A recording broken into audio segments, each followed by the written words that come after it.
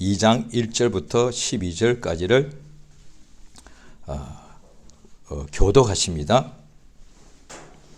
마태복음 2장 1절로 12절까지 교독하십니다. 헤롯 왕 때에 예수께서 유대 베들레헴에서 나심에 동방으로부터 박사들이 예루살렘에 이르러 말하되 유대인의 왕으로 나신 이가 어디 계시뇨? 우리가 동방에서 그의 별을 보고 그에게 경배하러 왔노라 하니 헤롯과 온 예루살렘이 듣고 소동한지라. 왕이 모든 대제사장과 백성의 서기관들을 모아 들소 어디서 나겠느냐 물으니 가로되 유대 베들레헴이오니 이는 선지자로 이렇게 기록된 바 베들레헴아 너는 유대 고을 중에 가장 작지 아니하도다. 내게서 한 다스리는 자가 나와서 내 백성 이스라엘의 목자가 되리라 하였음이니이다. 이에 헤롯이 가만히 박사들을 불러 별이 나타난 때를 자세히 묻고 베들레헴으로 보내며 가서 아기를 대하여 자세히 알아보고 찾거든 내게 구하여 나도 가서 그에게 경배하게 하라. 박사들이 왕의 말을 듣고 갈새 동방에서 보던 그 별이 문득 앞서 인도하여 가다가 아기 있는 곳에 위에 머물러 섰는지라. 저희가 별을 보고 가장 크게 기뻐하더라. 집에 들어가 아기와 그 모친 마리아와 함께 있는 것을 보고 엎드려 아기께 경배하고 보배합을 열어 황금과 유향과 몰약을 예물로 드리니라. 꿈의 집으로 돌아가지 말라 지시하심을 받아 다른 길로 고국에 돌아가니라. 아멘. 하나님은 빛이십니다. 태양이 비친 것은 모든 사람이 알고 있습니다. 어린아이도. 또 밤에는 달이 비친 것도 알고 있습니다. 또 사람들이 만든 이 전구빛도 비친 줄 다 알고 있습니다. 그런데 하나님이 빛이란 것은 믿는 사람만 압니다. 또 믿는 사람이라도 하나님이 빛이란 것을 성경에 기록되었는데 못 읽었거나 못 들었거나 못 배우면 역시 모릅니다. 믿는 사람이라 할지라도 여전히 빛하면 태양을 생각하고 예수를 생각지 못할 경우도 없지 않을 겁니다. 신약 성경에 특히 요한복음 1장에 보면은 예수는 참 빛이라고 되어 있는데 그러니까 이 태양빛이 가짜라는 얘기가 아니죠. 태양빛이 만약에 가짜라면 지금 우리가 어떻게 살겠습니까? 그런데 태양빛도 빛이 맞는데 저것은 참 빛이 아니단 말이죠. 왜냐하니 영원한 생명을 줄 수 없으니까 만물들에게 마치 생명을 주듯이 햇빛을 통하여서 살게 할 수 있어도 영생은 못 준다는 거예요. 그런데 참빛이라면 그거는 영원한 삶을 줘야 된다는 거예요. 그러니까 하나님이 빛이란 것을 성경에서 알려주는 거예요. 그럼 성경이 무슨 책인데 하나님께서 사람들에게 알려주신 말씀을 기록한 책이니까. 다시 말하면 하나님께서 사람들에게 빛이 무엇인가를 알려주신 것이 내용이 성경에 기록되어 있으니까. 또 더 자세히 말하면 하나님께서 우리 성경 한번 보시겠습니다. 히브리서 1장입니다. 신약 성경. 오늘도 또 성경을 또 몇 군데 찾겠습니다.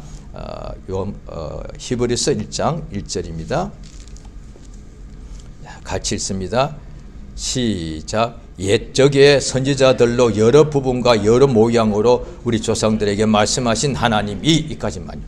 그러니까 이 히브리서를 쓴 사람이 기록한 사람이 신구약에 유일하게 여기만 기록한 사람이 있긴 기록되어 있으니까 성경은 있는데 기록한 사람이 자기 이름을 적지 않았습니다.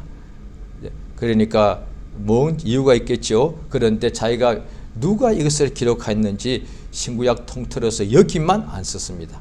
그래서 주후 한 300년경에 신구약을 특히 신약을 합쳐서 정경 다른 성경을 이렇게 할 때에 히브리서는 기록자가 없으니 이것을 과연 넣어야 되느냐 이랬단 말이죠. 그런데 내용이 워낙에 가장 성경적이라서 이렇게 했는데 그런데 좌우간 이 사람이 이름은 적지 않았지만 1장 1절을 조금 전에 읽은 대로 보면은 옛적의 선지자들로 우리 조상에게, 그러니까 이 사람은 유대인이겠죠.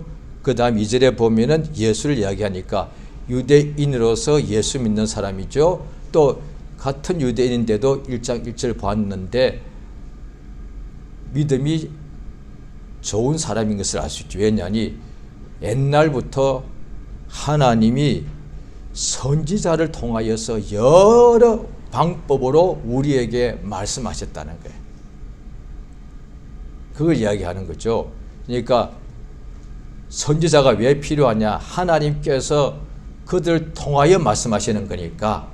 그러니까 이 성경에 기록된 것은 하나님께서 사람 중에, 우리와 똑같은 사람 중에 하나님이 사람의 모든 것을 속속들이 아시니까, 과거도 현재도 각 사람의 장래도 아시니까, 이 사람이 지금 현재는 가장 작게 보여도 나중에는 어떻게 일할지를 하나님은 아시니까, 오늘 본문에도 이 아기, 유대인의 왕으로 아기가 태어났는데 어디서 태어날까라고 할 때 동방 박사는 별이 이끌어 가니까 따라갔고, 그 말을 들은 헤롯 왕이 모든 관원들과 선지자들 다 모았습니다. 세관들을 모아가지고, 왕이니까 전부 다 모아가지고 물어봅니다. 어디서 나겠느냐 하니까 유대 땅 베들레헴입니다. 성경에 기록됐죠. 율법에, 아니 선지자서에 가장 작은 고을 중에 하나가 베들레헴이라고 해요. 가장 큰 도시는 당연히 예루살렘이겠죠. 오늘날 우리 한국식으로도 표현됩니다. 가장 큰 도시는 서울이겠죠. 그런데 가장 작은 동네가 어딜까요? 한국은 이스라엘은 섬이 없지만 우리는 섬도 많죠. 그러니까 가장 보잘것없는 지역, 동네에서 거기서 왕이 태어나더라고요. 그러니까 유대에서 가장 유대가 워낙 광야거든요. 거기에서, 그 광야에서도 가장 작은 동네니까 얼마나 보잘것이 없어요. 좋은 땅이 아니라 광야인데, 그 광야에서도 가장 작은 고을 중에 하나니까 가장 볼품없는, 일테면 어디 출신이에요? 베들레헴. 아이고, 왜? 그 쬐끄만 동네니까. 그런데 거기에 이스라엘의 목자가 나신다고 하나님께서 미리 예언해 놓은 거예요. 신구약을 통틀어 보면은 하나님께서 어떤 사람을 선지자로 택하시느냐? 가장 자신이 작고 아무것도 아니라는 것을 아는 사람. 하나님 앞에서 누가 자신이 크다고 하겠는가? 하나님 앞에서 누가 자기를 일컬어 하나님 앞에서 나는 영화롭다, 나는 지혜롭다, 나는 능력이 많다 하겠는가? 하나님 앞에서 누가 자기를 나는 귀하다, 존귀하다 하겠는가? 하나님 보시기에는 다 먼지와 같은데, 그래서 성경에 보면은 하나님이 아브라함을 택하신 이유를 우리가 성경 전체에서는 자세히 안 나왔지만 한두 가지를 알 수 있습니다. 아브라함 앞에 하나님의 보내신 세 사람이 나타났는데, 천사들이죠. 그들이 한 사람은 아브라함 앞에 있고 두 천사가 소돔과 고모라로 향하여서 그 멸망하기 전에 롯을 이끌어내기 위하여 가고 난 후에 하나님의 천사가 남아 있을 때에 그 앞에 아브라함이 하나님의 이름으로 구합니다. 소돔과 고모라에 의인 50민이 있으면은 의인을 죄인들과 함께 멸망시키겠습니까? 그러니까 아니다. 그 의인으로 인하여 의인 때문에 멸망치 않는다. 그럴 때 아브라함이 또 구합니다. 티끌 같은 나라도. 그때 아브라함이면 이미 자기 집에 자기가 데리고 있는 군사만 400명이요. 오늘날에 지금 재벌도 아마 그런 사람 지구상에 몇 없을 거예요. 지구상에 가장 부자도 자기 집에 자기가 기르고 키우는 군대 400명 없을 거예요. 지금도 없을 거예요. 그런데 아브라함이 지금부터 4,000년 전에 이미 자기 집에 자기가 먹이고 키우는 군대가 400명 있었다고. 400명. 그런 아브라함이 부자였는데 하나님 앞에서는 나는 먼지 하나다. 하나님 앞에 서니까 자기는 먼지에 불과한 거죠. 세상에서야 내가 대단한 사람이고 능력도 부자 맞지요. 그런데 하나님을 알면 그 앞에서는 자기가 마치 먼지와 같은 것을, 하나님을 알기 때문에 하나님을 안다는 뜻이에요. 그래서 하나님 앞에서는 겸손하게 된다는 거예요. 사람 앞에서는 누구든지 자기를 높이게 되고 자기가 뛰어난 사람들은 자랑하게 되고 나 위에 서려고 하겠습니까? 또 좋은 자리에 상석에 앉기를 원하겠습니다만은 하나님 앞에서는 하나님을 믿고 하나님이 계신 것을 아는 사람이라면 겸손할 수밖에 없다 이 말이에요. 억지로 하나님께서 겸손한 채 하라는 것이 아니라, 그래서 성경에 보면 짐짓 일부러 겸손한 채 하는 것은 그거는 은혜가 없다 이 말이에요. 겉으로 겸손한 척 할 수 있거든요. 왜냐하니 그것이 하나의 처세술이라. 세상에서도 특히 신앙인들이 교회에서 처세술이 제일 좋은 것 중 하나가 겉으로 겸손한 척 하면 돼요. 그러면 신앙인들은 그런 사람을 가장 사랑하고 높일 수 있단 말이에요. 그런데 사람은 내가 어떻게 연기하면은 사람들은 속일 수 있지만 하나님은 못 속인다는 거예요. 하나님은 사람의 속까지도 다니까. 왜 그렇게 하는지, 그렇게 겸손한 척 하는지, 진짜 자기를 먼지로 아는지, 그거는 하나님이 하신단 말이에요. 그러니까 하나님이 구약 때 유대인의 첫 왕으로 세운 사울도 이름 뜻 자체가 그 참 이름이 그렇잖아요. 자기 부모가 이름을 지어줬는데, 그 다음에 사도 바울도 이름이 사울이었죠. 이름이 부모가 지어주는데 이름 뜻 자체가 사울이라는 이름이 작은 자란 뜻이에요. 어떻게 부모가 이름 지을 때 큰 자라고 지어주지? 제 이름에 태자가 들어갑니다. 그때 저는 불신자였고 불신자인 우리 아버지가 또 어디에다 의뢰해가지고 이름을 지어준 것으로 제가 알고 있는데, 클태자. 중국에서 제가 알기로 큰 산 중에 하나가 클태자 태산이에요. 다 이름에 그런 걸 집어넣는다고요. 큰 대자, 클태자 뭐 이런 걸 다 부모 마음 자기 자식이 다 커지길 원하니까. 그런데 왕 사울 이름도 작은 자고 바울 사도 이름도 다 부모가 유대인인데 이름을 지은 것이 사울이란 거예요. 아마 하나님을 믿기 때문에 그렇지 않았을까요? 하나님을 믿으니까. 하나님이 없으면 이 아이가 최고가 돼야 돼요. 그런데 하나님 앞에서는 아무것도 아니니까.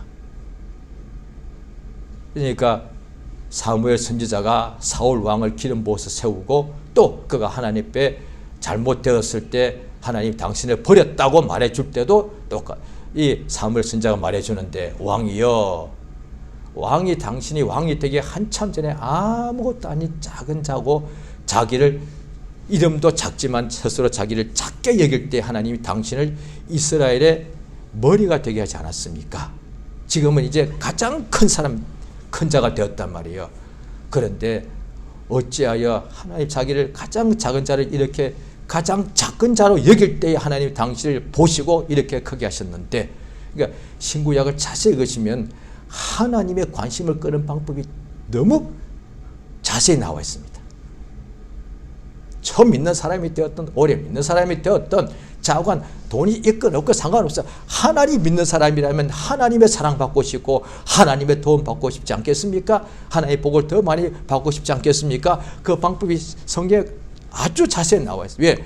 하나님 앞에 높여주시고 광대하게 해주시고 없는 나를 큰 나라로 만들어주시고 아무것도 아닌 양치는 어린 아이를 왕으로 만드신 모든 역사가 성경에 다 하나님이 주시는 만복을 받은 사람들의 사례가 신구약에 너무 많이 기록되어 있으니까, 아무것도 아닌 거지, 아무것도 아닌 소경, 아무것도 아닌 문둥병자, 아무것도 아닌 세리, 아무것도 아닌 마치 가늠하는 여자, 아무것도 아닌 자들이 하나님을 만나니까 이렇게 높아지고 건강해지고 또 형통해지더란 거예요. 어떻게 이렇게 외모는 유대인도 있고 이방인도 있고 여자도 있고 남자도 있고 주인도 있고 종도 있고 부자도 있고 가난도 있었는데, 그런데 왜 공통점이 있어요? 복은 똑같이 받더란 거예요. 그러니까 환경 문제가 아닌 거예요. 남자 여자도 복을 받고 아이도 복을 받고 노인도 복을 받고, 그래 복 받은 사람들의 경우만 성경에 나와 있더란 거예요. 그런데 그러니까 외모 환경은 아무 문제가 안 되는 거예요. 공통점이 뭐냐? 하나님이 복을 주셨다는 거예요. 4,000년 전이나 지금이나 간에. 그런데 어떤 사람에게 복을 주셨느냐? 예수가 알려주시는 거예요. 심령이 가난한 자가 복이 있나니 천국이 저의 것입니다. 또 베드로 선생이 아무것도 아닌 물고기 잡는 어부였는데 하나님 은혜를 그가 예수로 통해서 확실히 체험하지 않았습니까? 그가 우리 알려주는 거예요. 하나님의 능하신 손 아래에서 자기를 낮추라, 자기를 겸손히 하라. 그러면 하나님이 그 사람을, 겸손한 자에게 은혜를 주셔서 그를 높여주신다. 본인이 체험한 거예요. 그게 반대로 자기도 또 예수 앞에서 사탄아 내 뒤로 물러가라 이런 적이 있었죠. 자기를 높이는 사람은 하나님께서 대적하신다. 아마 성경에 자세히 나와 있지 않지만은 베드로가 우리와 똑같은 사람이니까 마음속에는 그러지 않았을까 싶어요. 왜냐하니 예수님을 따라다닐 때 3년 반 동안에 12명 중에서 12명의 다른 모든 사람보다 가장 큰 자였으니까 이제 12명이 제일인데 그 12명 중에서 또 누가 제일이냐 이거야. 그래서 예수님을 모시고 길을 또 다른 지역에 전도하러 막 이동하면서 오늘 치면은 막 선교 역사를 지금 계속하고 있는 거예요. 잠시 뭐 선교 사역을 쉬고 기도 쉬고 있는 게 아니에요. 주의 일을 지금 충만히 함께 감당하고 있는 중에도 12명 중에 누가 크냐? 자기들끼리 다퉜다. 오늘도 마찬가지예요. 가장 믿는 자 중에 가장 바람직한 것은 막 성경을 막 깨닫고 배우고 가르치고 병을 고치고 기도 많이 응답받는 사람들이요. 그런데 그들 중에 또 마음속으로 누가 크냐라고 싸울 수 있단 말이에요. 실제로 사람들이 교회 생활 우리가 하면 할수록 충만한 교인들은 안 싸운다고요? 덜 싸울 뿐이요. 충만한 사람들도 싸워요. 뭐까지 싸우느냐? 누가 더 충만하니까 싸워. 마음속으로. 그래서 이를테면 어떤 교회에서나 또 아니면 목회자가 나를 왜 더 인정하지 않냐? 왜? 내가 봐도 내가 더 충만하고 내가 더 열심인데. 그래서 속에서 싸우는 거예요. 속으로. 시기 질투하는 거예요. 충만해도 싸워요. 그게.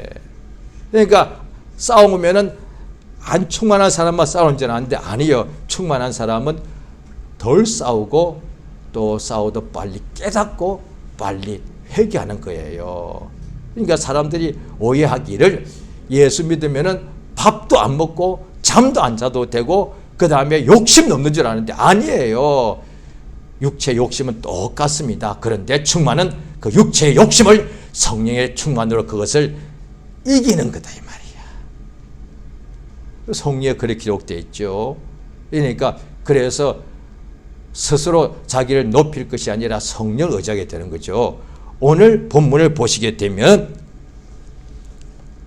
헤롯 왕 때에 예수께서 유대 베들레헴에서 출생하셨는데 동방으로부터 박사들이 예루살렘에 왔습니다. 그래서 그들이 와가지고 바로 유대인의 왕으로 나신 이가 어디 계시냐? 우리가 동방에서 어떻게 왔느냐? 동방에서 왔다. 어떻게 알았느냐? 그의 별을 보고 그에게 경배하러 왔다. 분명히 나와 있습니다. 자세히 보십시오. 우리가 너무 많이 읽어서 너무 잘 알고 있는 구절일 수 있습니다. 그런데 이 시간은 하나님 말씀을 뜻을 우리가 아는 시간이라서 성경 공부하는 시간은 아닙니다. 그런데 성경 공부할 때면 자세히 말할 수 있겠는데 자관 이 별에 대하여 성경학자들이 이제 믿지 않는 사람들은 이걸 가짜라고 표현하겠죠. 기독교인들이 신격화하기 위해서 만들었다 하지만 그렇게 말할 것이고 믿는 사람들입니다. 2000년 동안의 신학자들, 이 연구한 사람들이 말합니다. 이 별이 어떤 별이냐? 오늘날에 이제 막 여러 가지 도움을 받죠. 어떤 지금도 학자들이 말하고 있습니다. 초신성, 별 중에 제일 빛난 별이 초신성인데 그 별로 보는 사람이 있고, 또 지금부터 500년쯤 중에 중세시대 때 케플러라는 학자가 있었는데 기독교인인데 지금도 천문학에 대하여 케플러 법칙이라는 말이 있지 않습니까? 그 케플러라는 사람이 그때 연구해 보니까, 자기가 연구해 보니까 예수님 주전 7년, BC 7년에 1년 동안에 3번을 목성과 토성이 같이 우리 지구상에서 볼 때 한 줄로 나란히 이렇게 만나가지고 빛이 두 별이 같이 있으니까 엄청나게 빛을 발했다는 거예요. 그래서 그걸 또 이 별은, 그러니까 자고한 이 별이 있는 것이 확실하니까 이렇게 밝은 별이 나타났다는 것은 하나 가지고는 안 되는 거니까 어떤 저 멀리 초신성이 폭발했거나 뭐 그런 것이 별이 폭발했든지 아니면 목성과 토성이 그냥 지구상에서 볼 때 한 줄로 딱 두 별이 붙어서 같이 이렇게 환하게 보였든지 간에, 그러다 보니까 어떻게 되느냐, 어느 한쪽을 지지하면은 이 예수님이 주전 BC 7년에 태어났다 이렇게 되고, 그러니까 아무도 정확하게 모르는데 그냥 자기가 생각하는 학설 따라서 그냥 왔다 갔다 하는 거예요. 그러면 그대로 예수님은 BC 7년에 태어나시고 30년에 돌아가셨으니까 예수님이 한 37세, 8세 때 또 돌아가셨다 이렇게 봅니다. 그러니까 학자들이 자기가 연구한 말이 왔다 갔다 하는 거예요. 또 어떤 학자는 이거는 별이 아니라 천사다. 천사가 환하게 나타난 것이다. 등등 이렇게 말하죠. 무엇이 됐든지 간에 여기 오늘 성경에 기록되어 있기로는, 자, 유대인의 이 동방에서 온 박사들입니다. 그들이 동쪽에서 왔으니까 이 동방이라는 것은 정확하게 지명이 안 나옵니다만은, 그러니까 페르시아, 오늘날의 이란, 그 정도로 봅니다. 그러면 유대까지는 적어도 한 800km 정도 되는 이렇게 먼 거리인데, 그들이 오려면 적어도 몇 개월 걸리니까, 그러니까 여기에 보면은 보십시오. 2장 7절에 보시면은 헤롯 왕이 박사들을 불러서 별이 나타난 때를 물었습니다. 자, 그러고 나는데 어떻게 하느냐? 2장 보십시오. 2장 16절을 같이 읽겠습니다. 시작. 이에 헤롯이 박사들에게 속은 줄 알고 심히 노하여 사람들을 보내어 베들레헴과 그 모든 지경 안에 있는 사내 아이를 박사들에게 자세히 알아본 그때를 표준하여 2살부터 아래로 다. 적어도 2년 전에 별이 나타났다는 얘기예요. 박사들에게 그 별이 언제 나타났느냐라고 왕이 물어보니까 자세히 물어봤습니다. 그리고 박사들이 꿈의 지시하심을 받아서 다른 길로 가니까 속은 줄 알고 베들레헴 주변 지경에 2살 밑으로 사내아이 다 죽여라. 그러니까 나오잖아요. 박사에게 자세히 알아본 그때를 기준하여서. 그러니까 이 동방 박사들이 이 예수님의 출생에 대하여 그의 별을 본 것이 2년쯤 전이라는 얘기예요. 2년쯤 전이라는 얘기예요. 이렇게 되면 어떻게 되느냐? 케플러가 발견했다는 것도 틀리게 되고요. 초신성이라는 말도 틀리게 되는 거다. 그러니까 좌우간 하늘에 그때 별이 굉장히 빛이 났다는 거예요. 그 별이 계속 그 별이 어떤 때 나타났느냐 하니까 적어도 한 2년 전입니다. 그래서 그 별을 보고서 자, 동방이니까 그들이 볼 때는 이스라엘의 서쪽이 되겠죠. 그런데 별을 항상 보니까 이스라엘 딱 그 큰 별이 방향이 보니까 이스라엘이야. 왜? 이스라엘 바깥에는 바다니까. 그러니까 보기 쉬운 거예요. 아니 저쪽에 저 별이 언제부터 저렇게 엄청난 별이 저기가 어디요? 저쪽 지역이면 저기 이스라엘인데 그보다 더 밖으로 나가 또 다른 국가가 있으면 더 멀리 가야 될 텐데 다행히 이스라엘 바깥은 바로 이게 바다기 때문에 저기는 유대 지역이야. 그런데 여기에 박사들이 이것을 이제 번역할 때 보면은 점성술사로 볼 수도 있는데 그런 점쟁이가 아니라 이것을 성경들이 또 번역할 때 지혜로운 사람이라고 번역했어요. 자, 한번 잘 들어보시기 바랍니다. 이들은 불신자들이요. 이방인들이에요. 이방인들이 2년 전에 예수님이 출생할 것을 별을 보고서 알았는데 이방인에게 하나님께서 하나님이 하시는 일을 나타내 주는 방식 어떻게 해야 되겠습니까? 지금 불신자입니다. 꿈에 뭐가 나타나서 뭐예요 이거? 오늘날 신자들도 꿈에 나타난다고 해서 100% 믿지 않을 거예요. 그런데 불신자 꿈에 뭐 나타나서 메시아가 태어난다? 무슨 내가 뭘 들었지? 또 꿈은 한 사람이니까 각 사람 꿈이 부부도 꿈이 다르니까 여보 당신 뭐 요즘 몸이 약한 것 같아 이럴 수 있단 말이에요. 그럼 또 뭐? 낮에 보였다. 아우 내가 헛것을 봤네. 이방인에게 하나님께서 뭔가 그들에게 징조를 보여주고 싶을 때 어떤 방식이 좋겠습니까? 가장 좋은 방식 중에 하나가 한밤중에 엄청나게 빛나는 별, 지금까지는 아무리 하늘 봐도 없었던 별. 그러니까 이 사람들 또 지혜자라고 봅니다. 그래서 지혜자라고 보고 이들이 이 값비싼 예물을 가져왔기 때문에 또 어떤 성경학자들은 왕으로 봅니다. 세 나라의 왕이다. 이렇게도 보고 또 이 예물이 세 가지니까 전통적으로 기독교에서 지금도 성탄절 행사할 때 세 사람의 동방박사를 하거든요. 왜? 예물이 세 가지니까. 그런데 이 예물들이 굉장히 비싸고 또 먼 길로 왔기 때문에 적어도 세 사람의 동방박사들이라고 지금 성경에도 복수가 되어 있으니까 적어도 3명보다는 더 많을 10명일 수도 있습니다. 자고한 그들이 한 명만 봤다면은 이상하지만은 동시에 봤단 말이에요. 그들이 2년 전에 봤다 칩시다. 그러면 저게 뭐지? 또 자기 주변에 있는 친구들하고 아마 의논했을 거예요. 그런데 나머지는 관심도 없어. 내가 지금 먹고 살기 바쁜데 뭐 별이 뭐 갑자기 무슨 별이 하늘 이상하네? 이 생각하지. 지금도 그럴 거예요. 지금도 아마 예수를 만났다 그래도 옆집 친구들이나 이웃집 사람들이 아우 나 지금 사는데 바쁜데 뭘 예수 만났다고 그래요? 이럴 거단 말이에요. 그런데 그가 예수 만났다고 했을 때 그의 말을 듣고 가까운 가족이나 친구 중에 어떤 사람은 그래? 다가 아니더라 이 말이에요.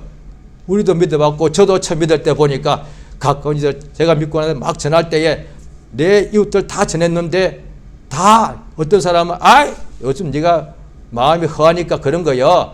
너는 예수가 필요해. 나는 필요가 없어. 이런 사람도 있었고 그런데 그 중에 다는 아니고 어떤 사람은 그래? 나도 한번 교회 따라가 볼게. 예수님이 12사도 부를 때도 다 나온 게 아니다 이 말이에요. 베드로 안드레가 형제가 나왔고 그 다음에 빌립의 친구 나다나엘이 나오더란 거예요. 그들 친구가 그보다 더 아마 많았을 텐데 그 다음에 세베대 두 아들 야고보와 요한이 예수를 따라갔으면 내가 만약에 그 아버지 세베대라면 나도 따라가지 않을까? 안 따라갔다 이 말이에요. 갑자기 나사렛 예수가 와가지고 내 두 아들 데리고 가네. 뭐여 저거? 이렇게 했던 것 같다. 아니면 예수여 나도 따라가게 하옵소서. 성경에 그게 안 나와요. 다 따라간 게 아니다 이 말이에요. 그런데 야고보와 요한이 따라갈 때 그 어머니는 나중에 보면 따라왔어. 아버지는 안 따라왔다 이 말이에요. 그러니까 이 동방박사 이 사람들은 지혜로운 사람이라고 그렇게 봐야 맞습니다. 그들이 그 별을 보고서 이게 보니까 유대인의 왕이 태어나는 것이다. 그래서 2년 전부터 보고서 처음부터 알아본 것이 아닐 것 같아요. 연구한 거예요. 저게 무슨 뜻이냐. 그래서 서로 지혜로운 사람 세 사람 적어도 한 6, 7명이 저건 유대 쪽이니까 유대인의 왕이 태어난다는 뜻이다. 정말일까?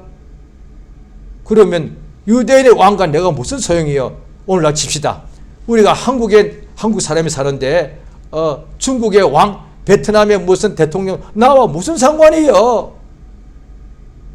아프리카 무슨 어느 나라의 왕이 나하고 무슨 상관이냐 말이야. 대한민국의 왕이 태어나야만 나하고 직결되는 문제인데 그런데 동방 사람들이 유대인의 왕하고 무슨 상관이 있다고 유대인의 왕을 아기가 태어난 걸 보고 아기일 뿐인데도 같은 유대인 중에 왕인 헤롯 왕은 물론 이방인이죠.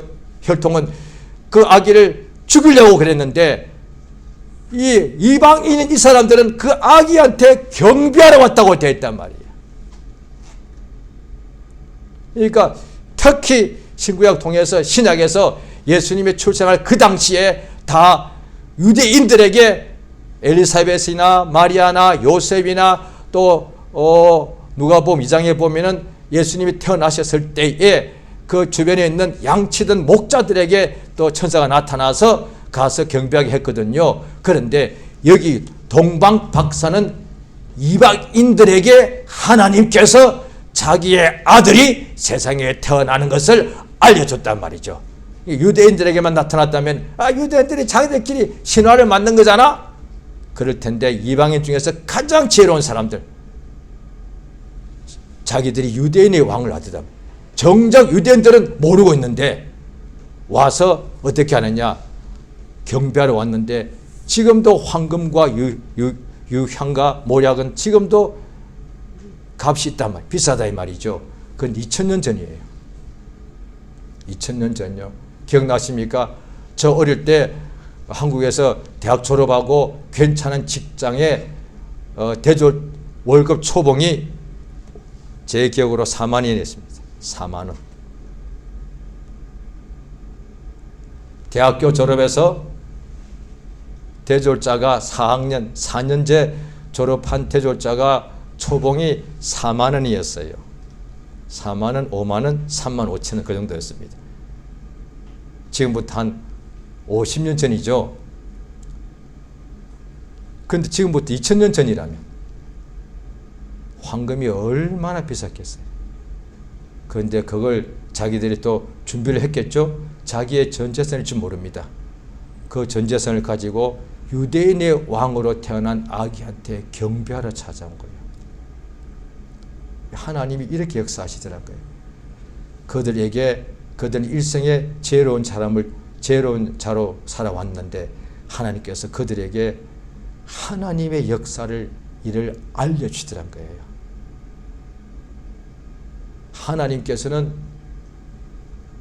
빛이라서 밤에는 별빛이 필요하고 낮에는 햇빛이 필요하고 우리 인생에 살아갈 때는 반드시 참빛이신 예수가 필요하단 말이에요. 그런데 빛은 항상 비치게 돼 있는데 빛이 어둠에 빛이 돼 어둠이 깨닫지 못하더라. 자, 우리 요한복음 1장을 보십니다.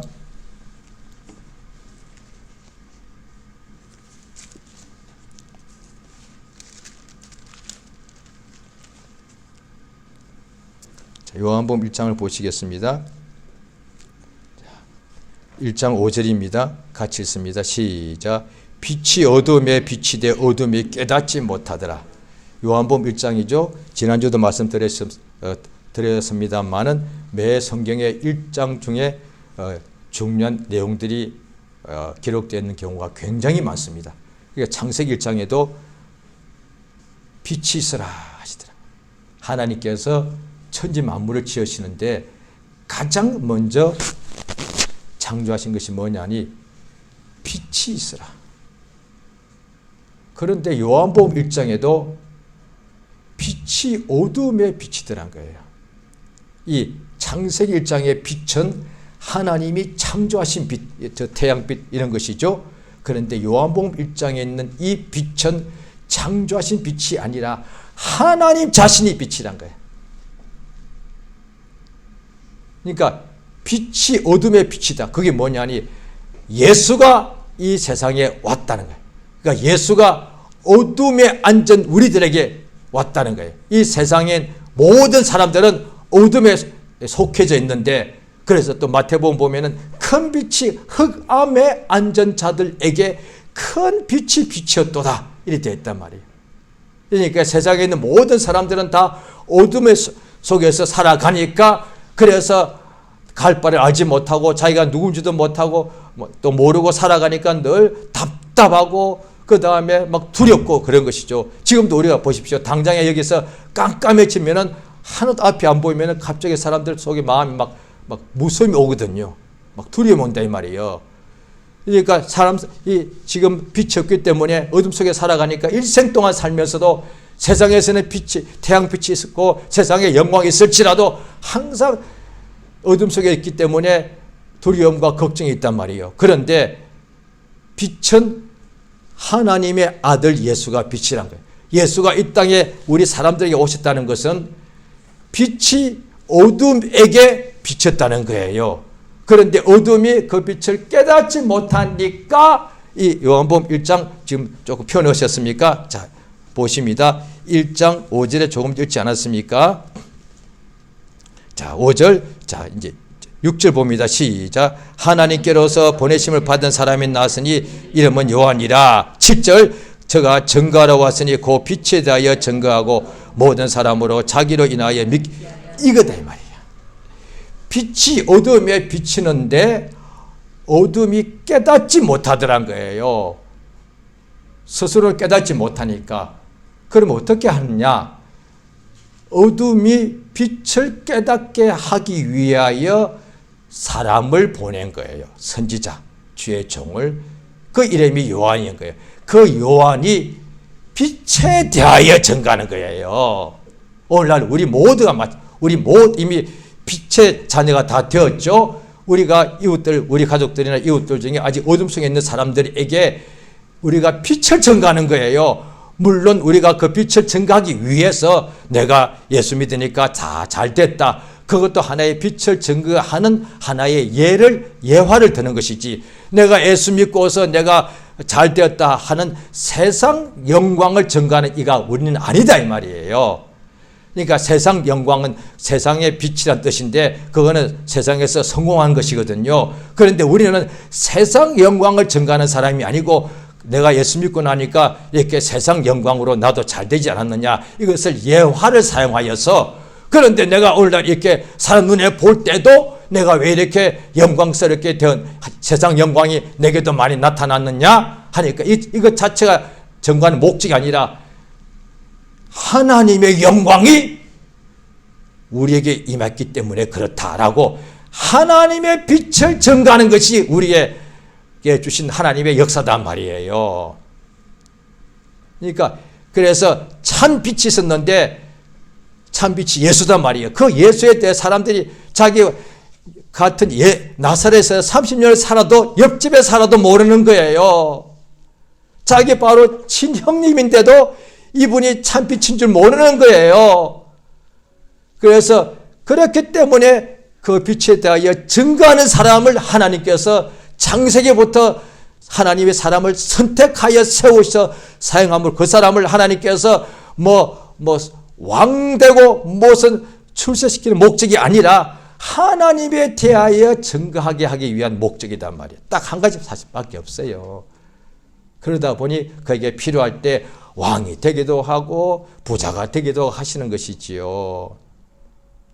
그러니까 우리가 지금도 예수님이 나의 빛이란 것을 체험한 사람들이기 때문에 모든 이웃들에게, 신자들에게까지도 세상에서 걱정하면서 염려할 때 아니다, 그것 때문에 힘든 것이 아니라 참 빛은 예수인데 그 예수가 당신의 심령에 비치면은 어둠이 물러가게 되면은 당연히 따라서 모든 현실 세상에서도 다 잘되게 되어 있다. 어둠이 있는데 어떻게 잘 되겠느냐? 라고 이 빛을 증거하는 사람들, 그래서 빛의 사자들이여 이렇게 찬송한다 이 말이에요. 그러니까 이방인들에게는 한밤중에 가장 빛나는 별을 보여주셔서 그 빛을 보고서, 그 별빛을 보고서 경배하기 위하여 최고의 예물을 준비하여 오듯이 오늘날에 하나님의 아들 예수가 참빛인 것을 믿는 사람이라면, 우리도 일생에 한 번이라면 다 이미 했죠. 자기의 가장 보배를 준비하여 하나님께 경배하고 바친단 말이에요. 예배란 것 자체가 워낙 경배 아닙니까? 예배는 사람들의 모임이지만 사람 보기 위해서가 아니고 그냥 한번 뭔가 출석부에 이름을 기록하기 위해서 하는 것이 아니라 예배는 하나님께 경배하기 위해서단 말이에요. 이 이방인들은 아기한테 경배하러 왔어요. 몇 달 걸려서 최고의 보배를 준비해가지고, 그런데 우리는 이미 그 아이가 장성해서 하나님 아들로서 역사하시고 십자가에 피 흘려 죽으시고 부활하시고 하늘로 성천하지 하늘에 계신 것을 우리는 안다 이 말이야. 오늘날 우리가 예배해야 될 분은 하나님과 그의 아들 예수 그리스도 삼위 하나님만이 우리가 경배하고 나의 가장 귀한 보배를 바쳐야 될 유일한 분이다 이 말이야. 내가 하나님 주시는 우리가 황금과 유향과 모략이 있다 칩시다. 그걸 주시면 내가 황금을 엄청나게 내가 가질 때 이걸 어디 쓸 거예요? 나를 위해 바칠 수 있단 말이에요. 나를 부자로 내가 마음껏 내가 먹고 즐기고 쓸 수 있으니까, 또 아니면 내가 이웃에게 줄 수 있고 내 자식에게 줄 수 있단 말이에요. 이 가장 귀한 보배를 하나님 주셨을 때 그걸 어디서 쓸 거냐 말이에요. 그건 보배를 바쳐야 될 분은 사실 하나님밖에 없단 말이에요. 그와 같이 우리 자신에게 보배보다 더 귀한 것이 있다고 한다면 우리 일생의 목숨이단 말이에요.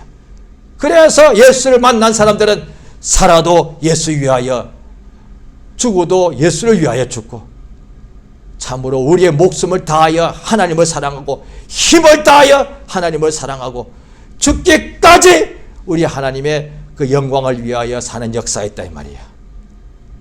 성령께서 우리 마음을 감동해 주셔서 진실로 예수님이 우리의 영원한 참빛, 그 빛만이 우리를 자유케 하고 어둠을 다 물리치고 우리에게 영원한 생명과 우리에게 가장 하나님께로 나아가는 길로 인도하신다는 거예요.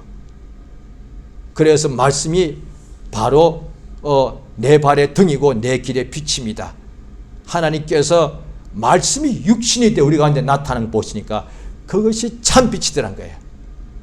오늘날 그래 성령께서 인도하시는 것이 뭐냐니, 우리가 이 땅에 있는 하늘에 있는 태양빛을 보거나 아니면 자기가 뭔가 꿈에 무슨 빛 보는 것이 그것도 필요하겠지만 그것이 아니라 그보다 더 중요한 하나님의 말씀, 이 말씀이 우리에게 주시는 생명이 있는데 이 생명이 사람들의 빛이라. 요한복음 1장 4절 5절에 나오지 않습니까? 예수 안에 생명이 있는데 이 생명이 사람들의 빛이라. 이 말씀을 우리는 믿는다 이 말이야. 나의 빛은 뭐냐? 예수의 생명이 나의 빛이라는 것을 나는 믿는다 이 말이. 세상 최고의 부자가 되는 것이 나의 빛이 아니고, 세상 최고의 권력자가 되는 것이 나의 빛이 아니고, 세상에서 가장 유명한 사람이 되는 것이 나의 빛이 아니고, 생명, 이 육체의 생명이 아니라 하나님의 생명이 나의 빛이다 는 것을 나는 믿는단 말이에요. 어떻게 그걸 알아서? 성경에 기록되어 있더란 말이에요. 요한복음 1장에 하나님께서 그걸 내게 알려주시더란 거예요. 나에게만 아니 모두에게 알려주시는데, 나도 처음 읽을 때는 이것을 모르고 그저 땅에서만 잘 되는 것을 구했는데 하나님 은혜가 있어서 갈수록 깨닫게 해주셔서, 세상 모든 것을 합친 보다 더 큰 것이 영원한 빛, 참빛인데 그것이 하나님이 내게 주시는 생명이구나. 예수 안에 이 빛이 있더란 거예요. 따라서 오늘도 내가 예수가 나의 빛된 것을 믿고 따르면 일생에 어떤 사망의 음침한 골짜기 갈지라도 길을 잃지 않고 실족하지 아니하고 시험들지 않고 실패하지 않는다. 이 시간 주 앞에 기도하십니다. 성령이 우리에게 역사하셔서 참으로 예수님이 참빛인 것을 우리가 성경의 증거를 통해서 또 믿고 깨달아서 우리 일생 동안 땅에 살 때에 참으로 예수가 안에 있는 그 생명이 우리 자신의 참빛인 것을 깨달아서 이 빛으로 인도받고 그 다음에 항상 어둠을 이기는 자유자가 되고 생명과 복이 넘치게 해달라고 예수 한 분 하고 기도하시고 합심해서 기도하십니다. 예수여, 우리를 또 오시기 인도하심을 감사드리옵나이다. 참으로 예수님이 우리의 빛 되신 것을 알게 하심을 감사드리옵나이다. 우리 하나님 성령 역사하시며